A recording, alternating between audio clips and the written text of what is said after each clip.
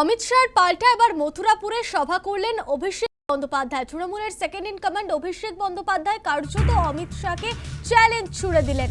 মথুরাপুরে সভায় শাহকে কার্যত নিশানা করলেন অভিষেক। গত 2রা মার্চ এই মঞ্চেই সভা করেছিলেন অমিত শাহ। তিনি বলেছিলেন, তৃণমূল জিতলে বাংলায় ভাইপোর শাসন হবে, মমতার শাসন থাকবে না।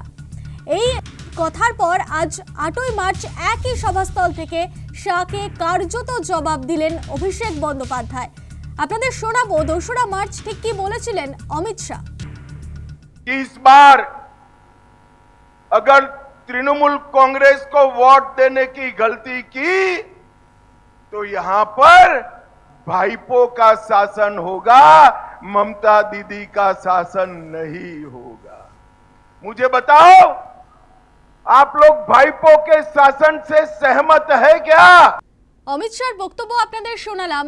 অন্যদিকে মথুরাপুরের সভায় আজ শাহকে নিশানা করলেন অভিষেক। কার্যত জয় শাহের যোগ্যতা নিয়ে প্রশ্ন তুললেন অভিষেক বন্দ্যোপাধ্যায়। কি বলেছেন তিনি, শুনবো। আমি জানি না অমিত বাবু, সম্মানীয় স্বরাষ্ট্রমন্ত্রী, আপনি বাংলার রাজনীতি কতটা ফলো করেন, কতটুকু নজর রাখেন। আমি 2014 সালে সাংসদ হয়েছি, আজকে 2026, 12 বছর।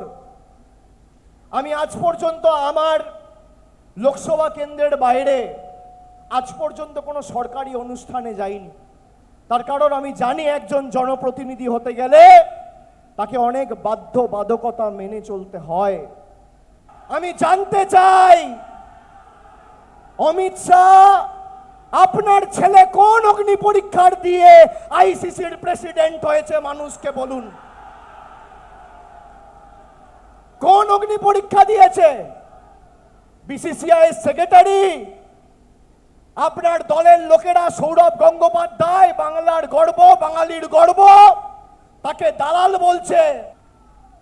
আপনার যদি বুকের পাটা থাকে আপনি আসুন মথুরাপুর জেলায়, একদিকে আপনি থাকবেন, একদিকে আমি থাকবো। আপনি আপনার রিপোর্ট কার্ড নিয়ে আসবেন, আমি আমার রিপোর্ট কার্ড নিয়ে আসবো।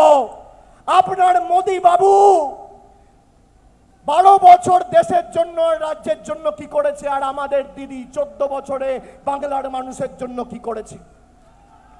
হবে নাকি তথ্য পরিসংখ্যান